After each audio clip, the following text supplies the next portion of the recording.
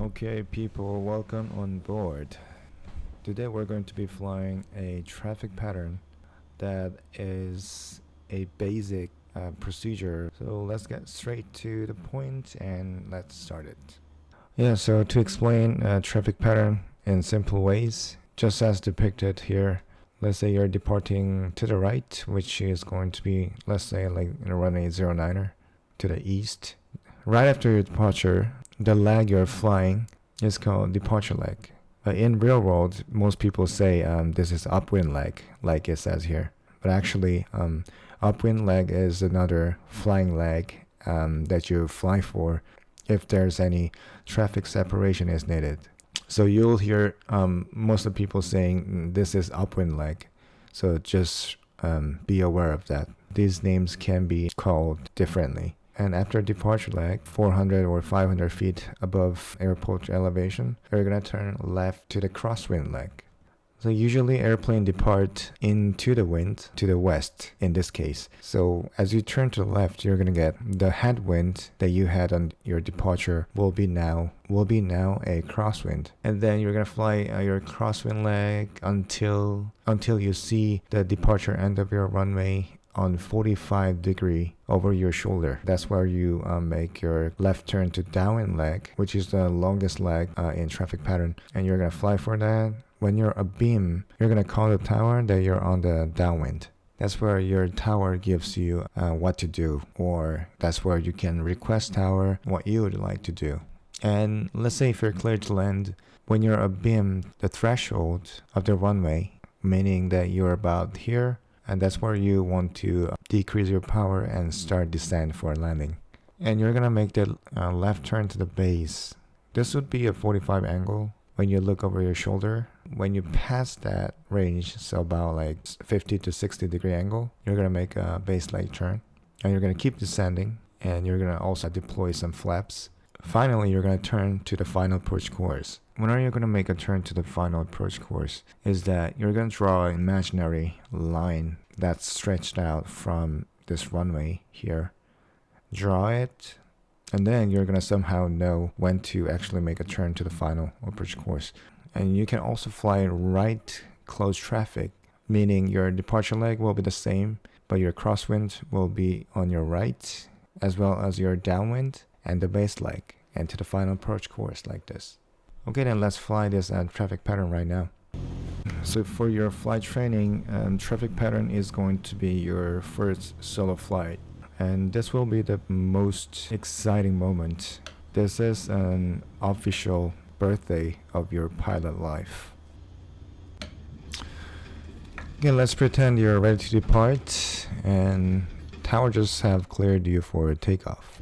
So on runway 24, we're gonna take off.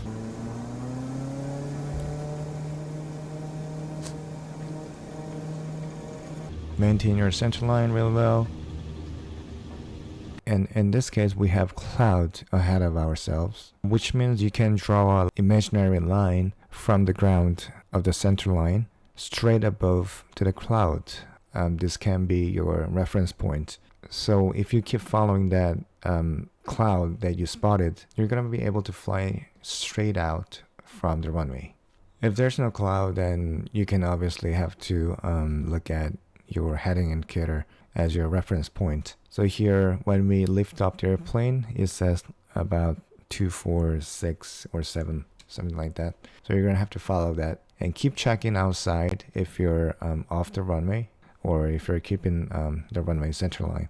And then depends on wind condition, you're going to have to correct that heading to compensate for drifting. Yeah, so just follow your cloud reference point, just fly direct to it.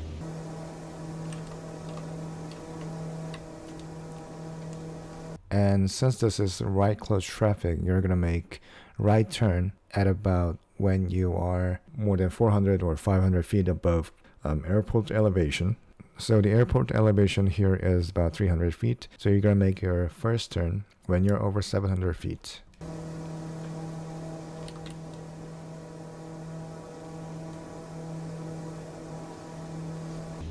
Okay, now you're turning to the crosswind. As you turn, Maintain your airspeed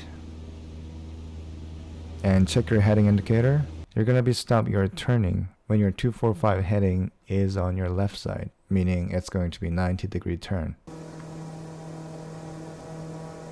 And then you're gonna level the wing.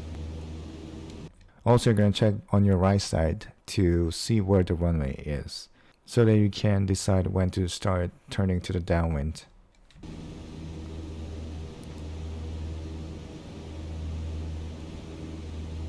So you can't really see where the runway is right now because we are flying in the sim. But in real life, you can just, bring your head a little bit forward and take a look over to the right side if you can see the runway on 45 degrees from your airplane. So that's when you can start your right turn to the downwind.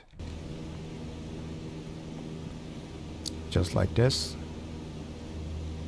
And then traffic pattern altitude here is 1,500 feet. We only have 100 feet to go. So as you're turning, you're also going to level off the airplane. So basically decrease your power and level off, pitch down a little bit, and maintain your airspeed and your vertical speed indicator to be at 0 and maintain 1,500 feet.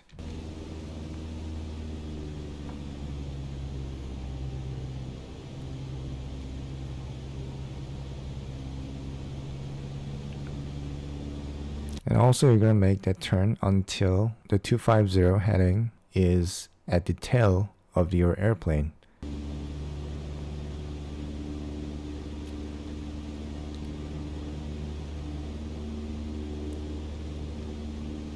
Right about here. And you can also check to figure out where you are at from the runway, just like this. And when you're established on downwind, you're going to try to maintain your altitude. Also, you want to find another reference point on your downwind.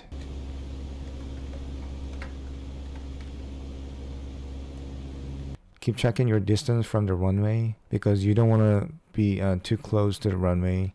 If so, you're not going to be able to make pretty rectangular traffic pattern to approach to the final approach. And if you're too far from the runway, in case of emergency situation, you wouldn't be able to make it to the runway. So what would be the descent distance from the runway is that when you're on right downwind, just like in this case, you're sitting on your left seat and having your runway on your right side. If the runway is in the middle of your strut bar here, then it means you're at a very good distance from the runway. And make sure to measure this when your wings level is leveled. Okay, try to maintain altitude like this and distance from the runway and your heading. And when you're established on the downwind like this, you're gonna call the tower that you're on the downwind. And then tower will give you instruction. So tower might say different instructions, depends on the situation at the airport. So if there's only you flying around this airport, tower might say clear for the option, meaning you can do whatever you want. You can just normally land on the runway, you can just do touch and goes, or you can just full stop, or you can do emergency procedure like short approach to simulate the engine failure. But in case where there are many airplanes operating around this area, let's say there's an airplane on the final approach course, tower might ask you to extend your downwind. So you're going to fly this downwind for a little bit longer. But right now, I'm going to demonstrate normal landing procedure, pretending that tower just gave you clear to land. So when you beam the threshold, you're going to start decrease your power and start descending.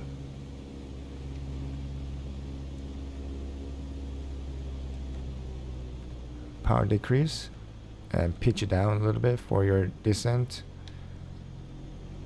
and you're going to deploy a first flap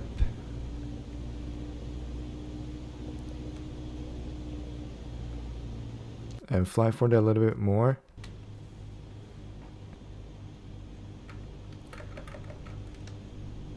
and then you can turn to the base leg after checking the runway position. A nice and steady descent rate, as you can see on the vertical speed indicator.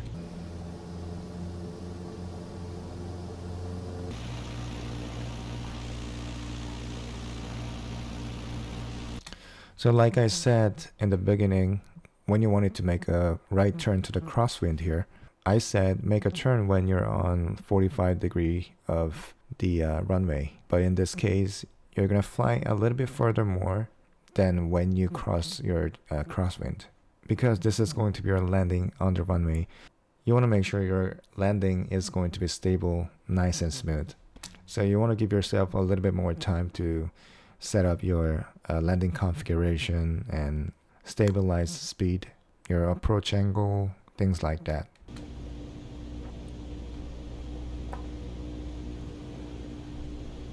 So if you take a look right, you're gonna see the runway like this.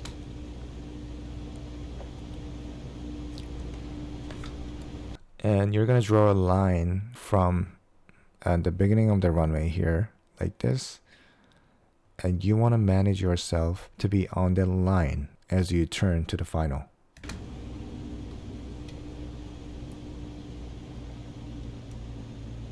And also on this base leg, you want to use your second flap. Now I'm making nice and smooth turn to the final approach. In traffic pattern, it's good to have every bank angle within 30 degrees. Especially on base to final approach, you want to make sure you want to keep low bank angle because you're approaching in low speed, which can cause stall if you use too much bank angle for its speed.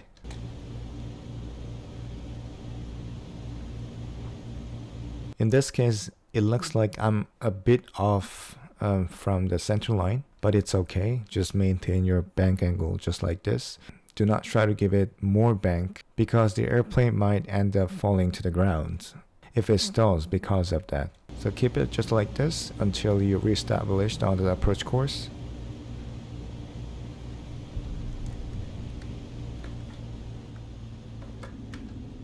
Yeah, and just wait.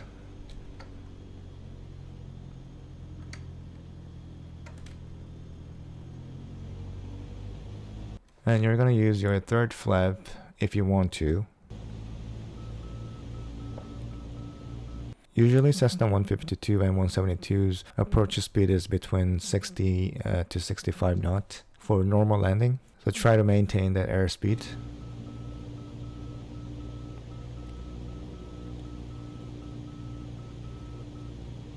So this attitude I'm having right now is making exactly about 60 knots. But if you feel like you're descending, then this is the point where you can use power to increase your altitude. Normally you pitch up for altitude when you climb and you pitch down when you descend. But when you're in a lower speed, it's going to be reversed, just like this. When you're in landing configuration, pitch is for your airspeed and power is for your altitude.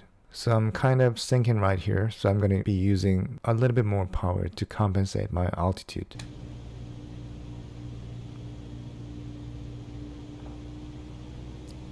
Just like this. I'm maintaining my pitch attitude to maintain my airspeed. I'm just using the power to control the altitude. And now you can gradually decrease your power because you're about to touch down on the runway. And when you're on the runway, you're gonna idle your throttle and put your airplane on the ground smoothly. First flare like this and maintain this attitude. See what's happening to your aircraft. If it starts to sink or if it is just floating. And now you can see airplane is sinking. So if you see that, you're gonna flare a little bit more, pull your yoke a little bit more to the back to keep it just like this until touchdown. This was not a very good landing though. We're going to do touch and go here, so we're going to extract our flaps to 0 and maintain center line. And after checking your flaps are retracted, full power for another takeoff.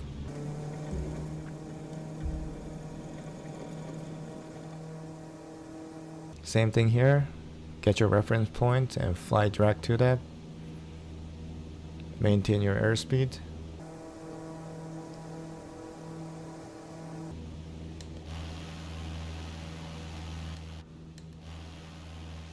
And you're at the altitude where you can turn.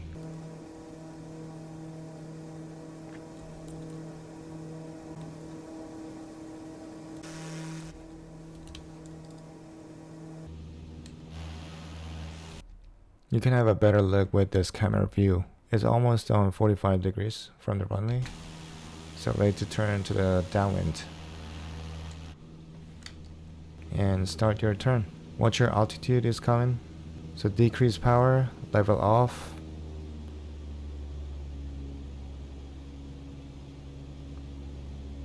And level off on your correct heading. Check your runway. Maintain distance from your runway. Just like this.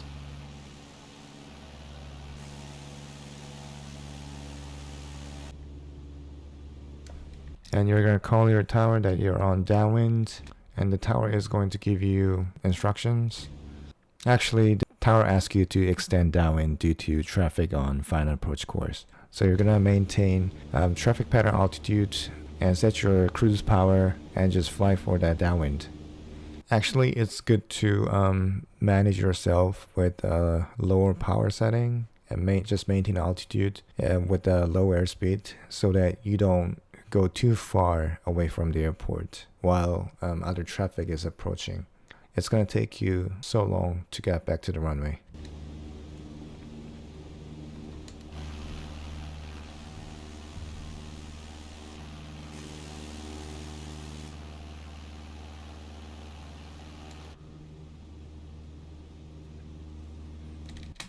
And let's say the tower have cleared you for turning the base. Yeah, so situations like this, tower will give you when to turn the base leg, or he might say there's a traffic on final approach, and if you have that traffic inside, you can turn base. If you find that traffic the tower asks you to find, let him pass, and when you have the airplane abeam your airplane, that's when you can start your base turn. Every turn needs to be done when the traffic is abeam your airplane. So let's say the traffic is abeam my airplane. Now I can turn to the base leg. And draw your lane like this, and you want to intercept that line. That's how you can make your approach turn.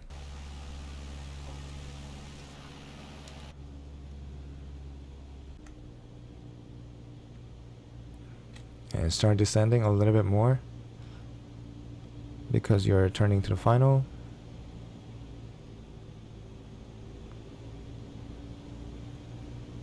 Keep your bank angle just like this. And deploy flaps. Reduce your power since you're high. So if you're high just like this and you're almost approaching to the runway, and like I said, pitch for airspeed and power for altitude.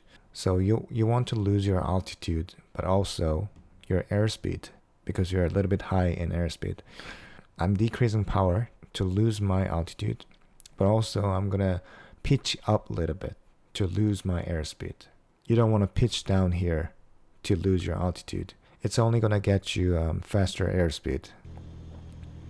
So pitch up a little bit like this until you lose your speed, and then you can maintain that attitude, also deploying flaps.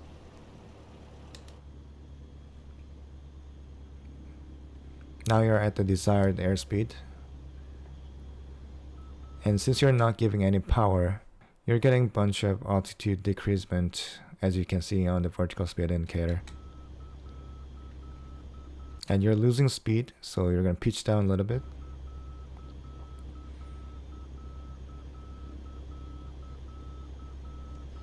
And then now you think you're on the normal glide path. Now you're going to start adding some more power to compensate altitude. Maintain attitude like this. Just use your power to control your altitude.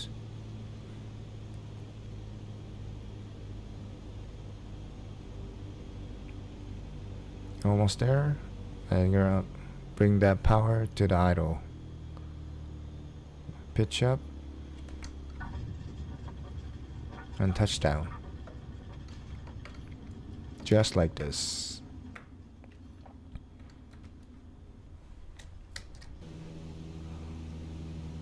If you follow this reference point, you're automatically maintained on the center line of the runway, just like this. So this is the important. And same thing with left close traffic pattern. You can just make your turn to the crosswind, left crosswind, like this. Check your runway.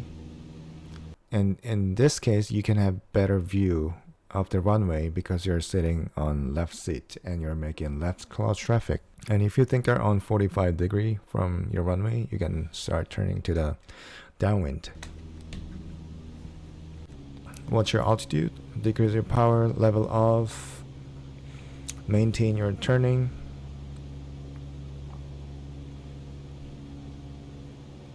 And level off.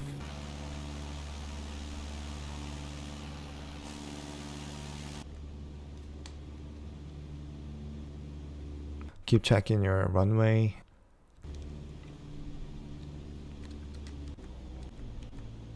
Start descending, deploy flaps, make your base turn.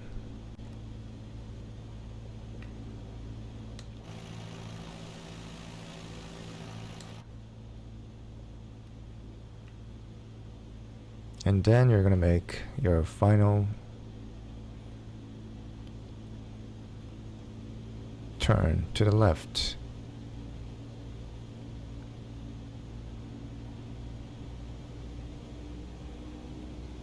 This one was better, much better. And since you're low, you're going to use our power and deploy flaps.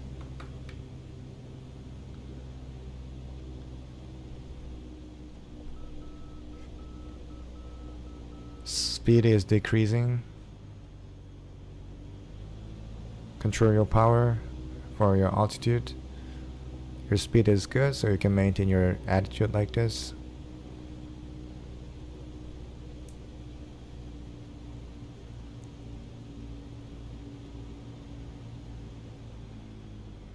Power to idle and flare. Flare, keep your flare, touchdown.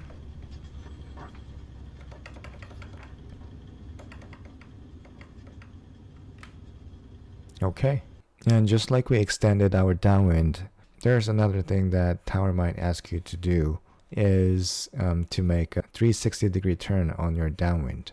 So you're flying downwind like this, tower asks you to make left 360 for separation instead of extending downwind, just like we did before. 2108 SLU, Palomar Tower, make left 360 on downwind at midfield and report reestablish on the downwind, something like that. So we're going to make a left turn from here and make a circle and rejoin our downwind. And this is usually done when you are abeam the midfield of the runway. So now you're at the midfield, just like this. Make a nice and steady bank angle and your altitude and your airspeed. Just keep your circle like this. So you can also set any spots on the ground as your reference point. Then as you turn, you know where exactly you are right now.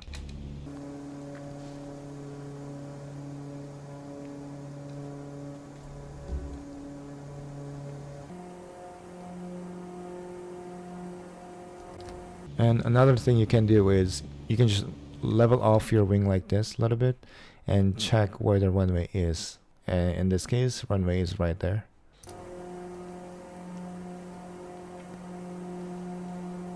And make sure you have the same distance in your altitude, airspeed, and you're rejoining the downwind. And as you're rejoining the downwind, and you're going to call the tower 2108 SLU Palomar Tower, rejoining downwind.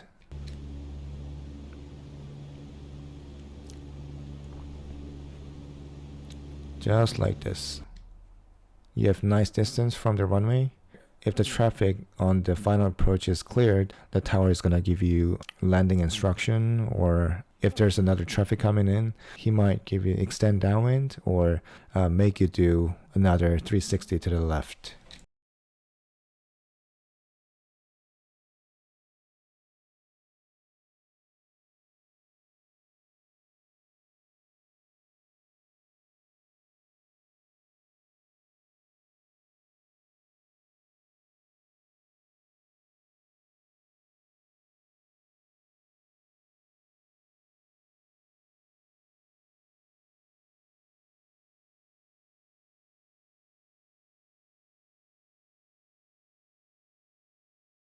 And another thing that I want to show you guys is when you're flying this traffic pattern. What about if traffic pattern when you're flying traffic pattern in the middle of your traffic pattern, the wind has changed its direction. And tower decided to change the runway. So we've been currently flying runway 24 right close traffic, but the tower wants to change the runway to 06. So in this case, tower might give you, let's say you're on downwind or like let's say you're crosswind, and they usually give your the instruction when you're on crosswind. So tower might say this: 210 loop Paloma Tower, we are changing the runway, so I would like to ask you to cross midfield at pattern altitude or any altitude.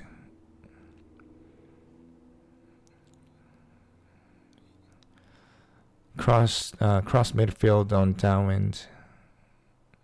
Cross midfield on downwind at any altitude he wants to assign you to cross, and then join right downwind for runway 06, and then you're going to be turning final, land on the runway 6 like this, and take off and make right traffic and right downwind and right base final and land on runway 06.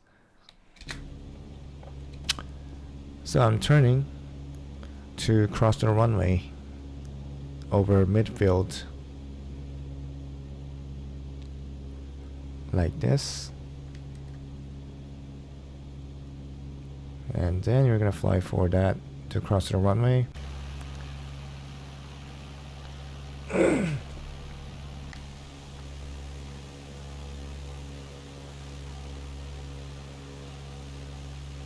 Oh, that was a really nice view.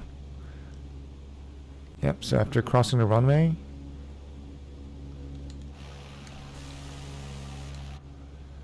fly give it some gaps just like we did when we're flying traffic pattern, and then join right downwind for runway 06.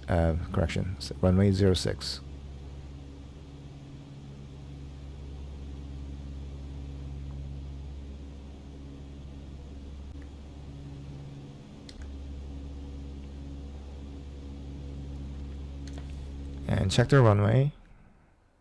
Okay, runway is okay. You can see the runway, and you have decent amount of distance from the runway, and you're gonna fly for that. Power and start descending after passing abeam the threshold, and deploy flap, and turn to base leg.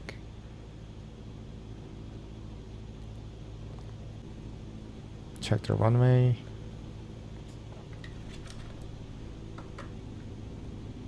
deploy another flap, and turning to final.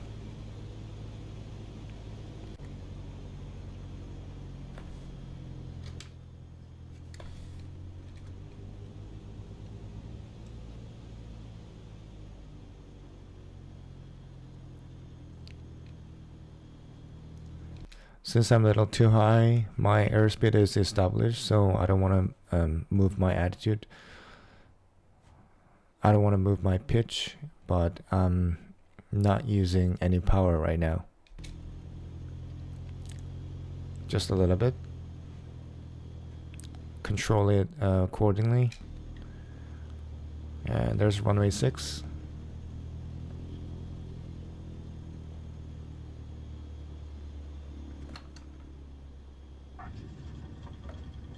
And touchdown.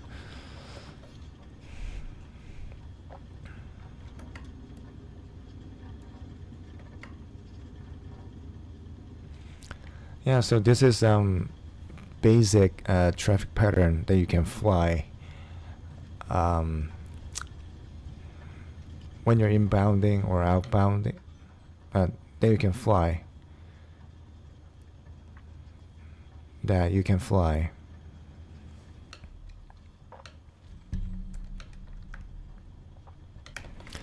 Yeah, so this is the basic traffic pattern you can fly, and this is going to be your first solo flight. That's a really exciting moment. And thank you very much for watching, and have a great night or a great day.